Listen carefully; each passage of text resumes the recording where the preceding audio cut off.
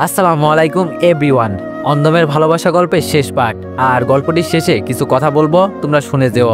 তো চলো বেশি কথা না কইয়া গল্প শুরু করা যাক। একদিন রাতে রুমে শুয়ে শুয়ে চিন্তা করছি, কেমন হয় যদি রাতের বেলায় রিয়ার সাথে দেখা করি। এখন বর্তমানে ও তো আমার বিয়ে করা বউ। জানালা দিয়ে লাফ দিয়ে বের হলাম, যাতে আমার পরিবার কেউ জানতে না পারে আমি যে রিয়ার সাথে দেখা করতে যাচ্ছি। বাইরে একটা দোকান থেকে রিয়ার জন্য আইসক্রিম কিনলাম আর 100 টাকার ফুচকা। ঘড়িতে এখন প্রায় 11টার কাছাকাছি বাজে। গিয়ে দেখি দারোয়ান বেটা বসে বসে মশা মারছে। আমি গিয়ে ওর হাতে 500 টাকা ধরিয়ে দিতেই বলল, আপনি এই বাসার জামাই, যখন পারেন তখন আসবেন, টাকা লাগবে কেন? আমি বললাম, আরে রাখো, সমস্যা নেই, তবে আমি যে এখানে আসছি কাউকে বলবে না, কেমন? দারোয়ান আমাকে ভিতরে নিয়ে গিয়ে একটা মই দিয়ে বলল, এটা দিয়ে উপরে উঠে যান, কেউ টেরও পাবে না। মনে মনে বললাম, টাকা দিলেই দেখি সব ওকে।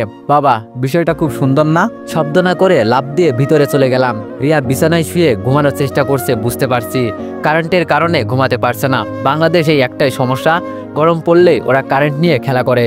ইস, আমার জানটা কেমন ঘেমে একাকার হয়ে গেছে। রিয়ার টেবিলের উপর ফুচকার আইসক্রিম রাখলাম। আস্তে আস্তে আমিও বিছানায় উঠে রিয়াকে জড়িয়ে ধরলাম, কিন্তু রিয়ার কোনো রিয়াকশন করে নাই। উল্টো আমাকে প্রশ্ন করলো, এতদিন পর আমার কথা তাহলে মনে হয়েছে স্যারের? রিয়ার কথা শুনে আমি সত্যি অবাক হয়ে গেছি। ও কিভাবে জানে যে আমি এখানে? রিয়াকে আরো শক্ত করে জড়িয়ে ধরে বললাম, তুমি কিভাবে জানো রিয়া আমি এখানে এসেছি? রিয়া বলল, তোমার শরীরে আলাদা একটা ঘ্রাণ আছে, যেটা আমার নাকে আসলে আমি বুঝে যাই তুমি আসছো। এখন এভাবে জড়িয়ে না ধরে ছাড়ো তো, গরম লাগছে অনেক। আমি বললাম, ইস, আমার বাবুটা অনেক ঘেমে গেছে, চলো তাইলে আমি তোমাকে গোসল করিয়ে দিই। রিয়া আমার হাত ছাড়িয়ে বলল, সবসময় লুচ্চামি করার ধান্দায় থাকো না। আমি বললাম, আমার বউয়ের সাথে আমি কি করব না করব সেটা আমার মার্জি। এখন ওঠো, গিয়ে দেখো টেবিলের উপর ফুচকার আইসক্রিম রাখা আছে, যেটা পছন্দ হয় সেটা খেয়ে নাও। রিয়া আমার গালে চুমু দিয়ে বলল, আমার লক্ষ্মী সোনা।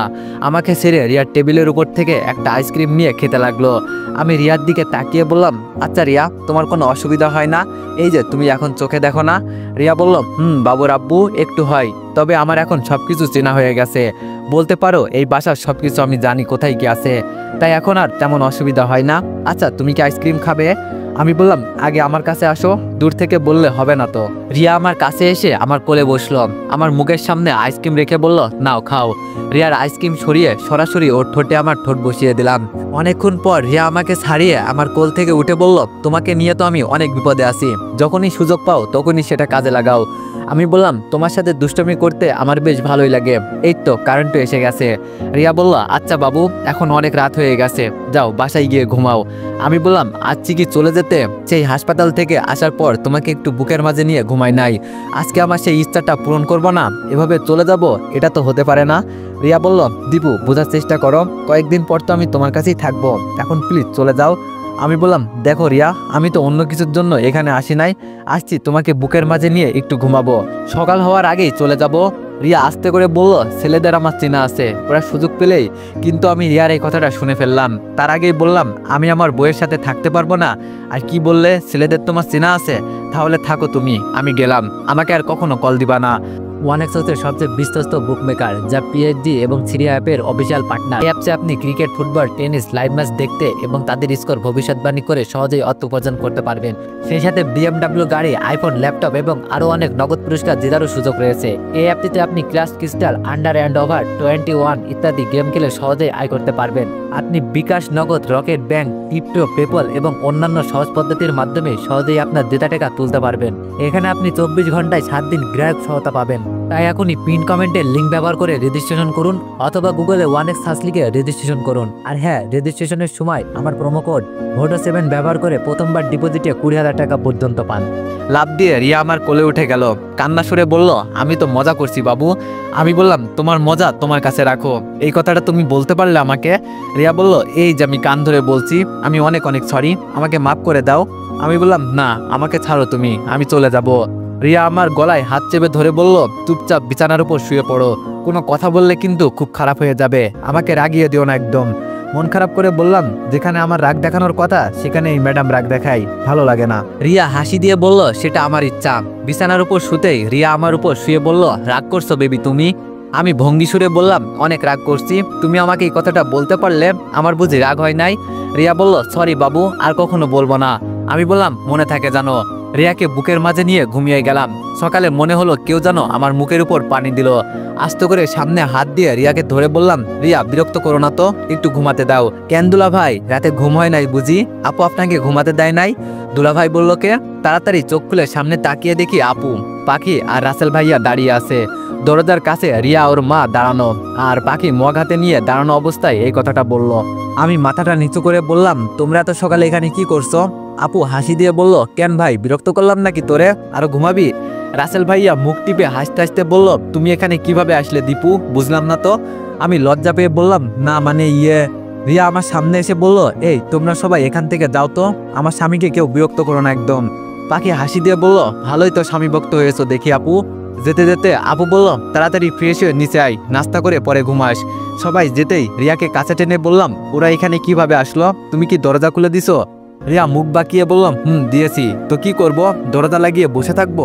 আমি বললাম, নিজের ভিতরে তো একটু লজ্জা নেই, আমাকে আর নির্লজ্জ বানিয়েন না। রিয়া বলল, এখন এত কথা আর বলিয়েন না স্যার, যা হয়েছে তা তো হয়েছেই, যান আগে গিয়ে ফ্রেশ হয়ে আসেন। আমি বললাম, আচ্ছা তুমি বসো, আমি আসছি। ফ্রেশ হয়ে বাইরে আসতেই রিয়া বলল, চলো এখন নিচে যাওয়া যাক। আমি বললাম, চলো। রিয়া আমার কাছে এসে বলল, আমাকে কোলে নিয়ে নিচে যাও। আমি বললাম, রিয়া এমনিতেই রাতে এখানে পালিয়ে আসছি, আবার এর মাঝে তোমাকে কোলে নিয়ে নিচে গেলে আমার মান ইজ্জত সব শেষ হয়ে যাবে। রিয়া বলল, তোমার মান ইজ্জতের গুলি মারি, তাড়াতাড়ি করো, সবাই আমাদের জন্য অপেক্ষা করছে। কি আর করার, বইয়ের হুকুম মানতে তো হবেই। রিয়াকে কোলে নিয়ে নিচে নামতেই সবাই আমাদের দিকে মুস্কি মুস্কি হাসতে লাগলো। চাচা শ্বশুর বলে উঠল, দুজনের মাঝে ভালোই তো মিল আছে দেখছি। পাখি ওর চাচার কথার উত্তর দিয়ে বলল, এটাই হলো খাঁটি ভালোবাসা। পাখি আমার দিকে তাকিয়ে হাসতে হাসতে বলল, দুলা ভাই আপনার তো এখানে আসা নিষেধ, কিন্তু কিভাবে এখানে আসলেন? আমার মাথায় তো আসছে না, নাকি মই দিয়ে? রিয়া পাখিকে ধমক দিয়ে বলল, পাখি চুপচাপ নাস্তা করতো, তো দুলা ভাই এমনি অনেক লজ্জা পেয়েছে আজকে, আর বলিস না কিছু। দেখেন দেখেন আমার বউ এসব কি কথা বলছে। এভাবে হাসি দুঃখ মিলিয়ে 2 মাস চলে গেল। আজকে রিয়ার চোখের অপারেশন হয়েছে। চাচা শ্বশুর কেবিন থেকে বেরিয়ে বলল, সব ঠিক আছে, আমাদের মেয়ে আবার সবকিছু নতুন করে দেখতে পাচ্ছে। এখন সবাই গিয়ে এক এক করে দেখা করে আসো। এক এক করে সবাই গিয়ে দেখা করলো। এখন আমার পালা। আস্তে করে দরজা খুলে ভিতরে ঢুকলাম। রিয়া ওর চোখের মাঝে হাত দিয়ে ঢেকে আছে। আমি গিয়ে ওর মাথার কাছে বসলাম। রিয়া আস্তে আস্তে হাত ছড়িয়ে, কোনো কথা নেই, সরাসরি আমার বুকের মাঝে ঝাঁপিয়ে পড়ে কান্না করতে লাগলো। আমি ওর মাথায় হাত দিয়ে বললাম, কি হয়েছে পাগলি, এভাবে কান্না করার কি আছে, আমি তো আছি তোমার পাশে। রিয়া কান্না সুরে বলল, তোমাকে আমি আজকে নিজ চোখে দেখবো আমার নতুন করে, এর থেকে আর কি খুশির খবর হতে পারে। রিয়াকে ছাড়িয়ে ওর চোখের পানি মুছে দিলাম। রিয়ার চোখের দিকে তাকিয়ে বললাম, আমার রিয়া আবার চোখে দেখতে পারছে, আজকে আমি অনেক অনেক খুশি। এই খুশির দিনে বলো তুমি আমার কাছে কি চাও, যা চাইবে তাই দিব। রিয়া আমার কপালে একটা চুমু দিয়ে বলল, সত্যি দিবে? আমি বললাম, তুমি শুধু একবার বলেই দেখো না। হঠাৎ করে রিয়ার মুখটা লজ্জায় লাল হয়ে গেল। আমি ওর ঠোঁটে হাত দিয়ে বললাম, কি ব্যাপার রিয়া, হঠাৎ করে এত লজ্জা পাওয়ার কি আছে? রিয়া বলল, না মানে আমার খুব ইচ্ছা, আমার একটা মেয়ে হবে, আমি তার সাথে খেলা করব, তাকে নিয়ে ঘুরবো, নিজ হাতে ওকে আমি খাইয়ে দিব, তোমাকে বাবা বলে ডাকবে আর আমাকে আম্মু বলে। এটা বলে রিয়া আমার বুকে মুখ লুকালো। আমি রিয়ার মাথায় হাত দিয়ে বললাম, পাগলি মেয়ে, আমাদের সবকিছু হবে, কিন্তু এত তাড়াতাড়ি নয়, আগে তুমি সুস্থ হও, পরে এইসব বিষয় নিয়ে চিন্তা করে দেখবো, কেমন? রিয়া বলল, সত্যি তো? আমি বললাম, বাবা, সত্যি। এখন তাড়াতাড়ি আমাদের বিয়েটা হয়ে গেলেই বাসি, আমার আর তোমাকে ছাড়া থাকতে মন চায় না। রিয়া বলল, মা চিন্তা করো না বাবু, আমি আগে বাসায় যাই, সবকিছু এমনি ঠিকঠাক হয়ে যাবে। আজকে 5 দিন চলে গেল, রিয়া আর আমার বিয়ে আবার নতুন করে আজকেই হবে। সকাল থেকে রিয়াকে দেখতে পারছি না, মনটা কেমন কেমন জানি আনচান আনচান করছে, তাও নিজেকে শান্ত রাখলাম। দেখতে দেখতে আমাদের বিয়েটাও আবার নতুন করে হয়ে গেল। রাত 10টার দিকে আমি রুমে ঢুকলাম। তবে অন্য দিনের তুলনায় আজকে আমার অনেক ভয় লাগছে। কেন লাগছে সেটা বলতে পারবো না, হয়তো আজকে আমার বাসর রাত বলে। রিয়া বিছানা থেকে উঠে আমাকে সালাম করলো। আমি রিয়াকে বিছানার উপর বসিয়ে বললাম, আজকে তুমি খুশি তো? রিয়া বলল, বাবু, অনেক অনেক খুশি হয়েছি আমি বললাম, এই দিনটার অপেক্ষায় আমিও ছিলাম জানো। রিয়ার ঘুমটাটা সরিয়ে বললাম, আমার কাছে তুমি এই পৃথিবীর সবচেয়ে সুন্দরী মেয়ে ছিলে, আর সারা জীবন থাকবে। রিয়া আমার বুকের উপর শুয়ে বলল, সত্যি আমি তোমার কাছে সবচেয়ে সুন্দরী? আমি বললাম, দেবী, আমার বউ আমার কাছে সবচেয়ে বেস্ট। রিয়া লজ্জার ভাব ধরে বলল, তাহলে চলো কোথাও হারিয়ে যাই। আমি না বোঝার ভান করে বললাম, কই যাব আর কই হারাবো? রিয়া আমার ঠোঁটে চুমু দিয়ে বলল, বোকা ছেলে, বুঝেও না বোঝার ভান করো কেন? হ্যাঁ আর কি, যেখানে মেয়ের সম্মতি আছে সেখানে বেশি দেরি করে লাভ নেই। রুমের লাইটটা বন্ধ করে দিলাম আর বাকিটা ইতিহাস করে দিলাম। সকালে রিয়ার ডাকে আমার ঘুম ভাঙলো। দেখে মনে হচ্ছে রিয়া সকাল সকাল গোসল করে এসেছে। আমি ওকে জড়িয়ে ধরে বললাম, এত সকালে উঠে কি করবো? রিয়া বলল, কি করব মানে, হেলিকপ্টার রেডি আছে, আমাদের যেতে হবে। আমি রিয়ার দিকে অবাক দৃষ্টিতে তাকিয়ে বললাম, হেলিকপ্টার রেডি আছে মানে? বুঝলাম না। রিয়া আমার হাত ছাড়িয়ে বলল, আরে আমার বোকা জামাই, আমাদের তো বিয়ে হয়ে গেছে। তাই ভাবলাম কোথা থেকে একটু বেরিয়ে আসি। তাই ভাবলাম তামান্নাকেও দেখে আসা হলো। ওদের গ্রামটা ঘোরার বাকি ছিল আমার, সেটাও দেখে আসলাম। আমি বললাম, কিন্তু তোমাদের বাসায় তো যেতে হবে না? রিয়া বলল, আরে এইসব আমার উপর ছেড়ে দাও, আর আমার বাবার সাথে কথা হয়েছে, তোমাকে চিন্তা করতে হবে না। আমি বললাম, এই না হলে আমার বউ, আমার কিছু করতে হয় না? তার আগে আমার বউ সবকিছু রেডি করে ফেলে, আমি তো এখন শুধু বসে বসে খাবো। রিয়া বলল, সে পরে দেখা যাবে, আগে চলো। সবকিছু রেডি করে সবার থেকে বিদায় দিয়ে রওনা দিলাম। যেতে যেতে অনেকটা সময় হয়ে গেল। যখন মরুভূমিতে আমাদের হেলিকপ্টার ল্যান্ড করলো, তাকিয়ে দেখি তামান্নাদের গ্রামে অনেকে এখানে দাঁড়িয়ে আছে। রিয়াকে নিয়ে হেলিকপ্টার থেকে নামলাম। লাইলি আমাদের দেখে আমাদের কাছে এগিয়ে আসলো, এসে জিজ্ঞেস করলো, সত্যি তোমাদের জুটিটা বেস্ট তো? বিয়ে হয়ে গেছে কি তোমাদের? আমি একটা হাসি দিয়ে বললাম, তবে আগের মতো আর মিথ্যা বিয়ে না, সত্যি সত্যি বিয়ে হয়েছে আমাদের। তো তামান্নার সাথে কি দেখা করা যাবে? রিয়া আমার দিকে তাকিয়ে বলল, রাজমাতাকে তামান্না বলছো যে? রিয়ার দিকে তাকিয়ে হাসি দিয়ে বললাম, ও আমার ফ্রেন্ডের মতো, আর বিশেষ করে ওর ভিতরে কোনো অহংকার নেই। সেই দিন তুমি রাগ করে চলে গেলে। লাইলি আমাদের থামিয়ে বলল, এখন কি কথা বলবে নাকি যাবে? রিয়া আমার হাত শক্ত করে ধরে বলল, চলো। কিন্তু আমাদের বেশি দূরে যেতে হয় নাই, তামান্না নিজেই আমাদের বরণ করে নিতে আসছে।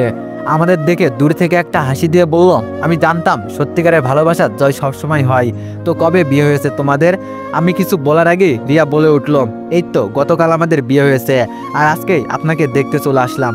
তামান্না আমাদের ধন্যবাদ জানিয়ে বলল, সংসার জীবনে সুখী হও তোমরা, আর তোমরা এখানে যা কয়েকদিন থাকবে আমার বাসায় একসাথে থাকবে, কারণ তোমরা আমার কাছে বেস্ট অতিথি। বিশেষ করে দীপু, ওকে তো আমি আমার ফ্রেন্ড মনে করি। রিয়াকে ছেড়ে তামান্নার সাথে হাত মিলিয়ে বললাম, এজন্যই তো বিয়ের পরের দিন বন্ধুর সাথে দেখা করতে চলে এলাম। তামান্না হাসি দিয়ে বলল, রাস্তায় কোনো কথা বলা যাবে না, আগে বাসায় চলো। আমাদের জন্য আলাদা করে গাড়ি আনা হয়েছে, আর পাইলটকে লাইলি অন্য কোথাও নিয়ে গেল। রিয়া আমার হাত ধরে বলল, আমি কয়েকদিন তোমার সাথে ছিলাম না, আর এর ভিতরেই তামান্না তোমার ফ্রেন্ড হয়ে গেল। রিয়ার হাত ধরে ওর চোখে চোখ রেখে বললাম, সংসার ভেঙে দেয় কেন জানো? যদি সন্দেহ জিনিসটা চলে আসে।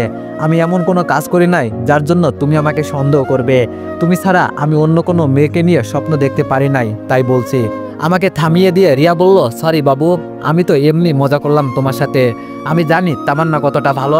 বাসার ভিতরে যেতেই তামান্না বলল, যাও আগে গোসল করে ফ্রেশ হয়ে আসো, এমনি যেই গরম পড়ছে বাবা। রিয়ার সাথে ভিতরে গিয়ে বললাম, কি ম্যাডাম, সেই দিনের মতো কি আবার চোখ বন্ধ করতে হবে নাকি? রিয়া আমার চোখের দিকে চোখ গরম করে তাকিয়ে বলল, আমি আর তোমার মাঝে কোনো পার্থক্য আছে এখন? তুমি আমার স্বামী, আমার সব কিছুই তো তোমার, তো এত কথা বলতে হবে না, বুঝলে? আমি বললাম, বুঝে গেছি ম্যাডাম। 3 দিন তামান্নাদের এখানে থেকে আবার বাসায় চলে গেলাম, কিন্তু বাসায় গিয়ে দেখি সাইমন ভিতরে বসে ওর পরিবার সহ। আমাদের দেখে আমার সাথে হাত মিলিয়ে সাইমন বলল, আমি কেমন আছি? বললাম, ভালো। সাইমনকে প্রশ্ন করলাম, কিন্তু তুমি হঠাৎ এখানে কি মনে করে? বন্যা আমার কাছে এসে আমাকে দূরে নিয়ে বলল, আমি সাইমনকে বিয়ে করব, ওকে আমার অনেক পছন্দ হয়েছে, তাই বাবা বিয়ের কথা বলছে ওদের সাথে। আমি মাথায় হাত দিয়ে বললাম, শেষমেশ এই ছেলেকে তোর পছন্দ হয়েছে, মনটা চাইছে?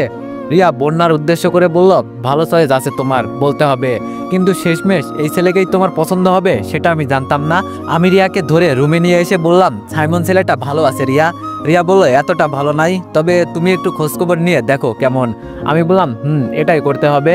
রিয়ার কথায় আমিও সাইমনের খোঁজখবর নিলাম, তবে ভালোই আছে সাইমন, এতটা খারাপ নয়। 2-1টা মেয়ের সাথে প্রেম করে, বলছে বিয়ের পর সব ছেড়ে দিবে আর বন্যার সাথে লন্ডনে চলে যাবে।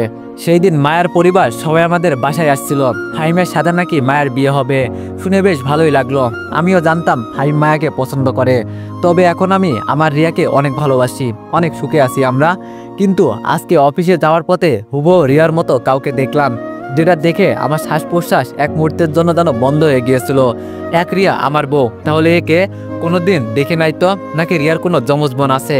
বিকালে অফিস থেকে যখন বের হব, আবার সেই হুবহু নকল রিয়ার সাথে আবার আমার দেখা হলো। আমাকে দেখে শুধু একটা মুচকে হাসি দিয়ে চুল উড়িয়ে চলে গেল, হাতে একটা চিঠি দিয়ে গেল, যেটাতে লেখা ছিল, আমি আপনার খুব কাছের একজন মানুষ। আমিও আর কিছু চিন্তা করি নাই, হাসি দিয়ে বাসার দিকে যাচ্ছি, কারণ মেয়েটাকে আমি চিনে ফেলেছি। তো এভরিওয়ান, গল্পটি এখানে শেষ হচ্ছে।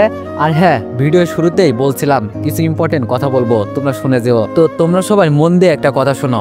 একটা গল্প তো আর একদিনে হয়ে যায় না, অনেক চিন্তা ভাবনা করার পরে একটা গল্প লেখা হয়। তোমরা চাইলে নিজেরাও একটা গল্প লিখে ট্রাই করতে পারো যে কতটা কষ্ট হয় একটা গল্প বানাতে। তো যাই হোক, আমি ওই বিষয় নিয়ে কথা বলতে চাই না। তো তোমরা যেহেতু এই গল্পের সিজন 2 চাইছো, ইনশাল্লাহ অবশ্যই আমি এই গল্পের সিজন 2 নিয়ে আসবো। গল্প লেখার কাজ চলছে, গল্প লেখা শেষ হলেই আবার এই গল্পের সিজন 2 নিয়ে আসবো। আর তার আগে আরেকটা নতুন গল্প নিয়ে আসবো। আশা করি তোমরা আমার পাশেই থাকবা। তো যাই হোক, এই গল্পটি কেমন হয়েছে সবাই কিন্তু কমেন্টে জানাতে ভুলো না। ধন্যবাদ।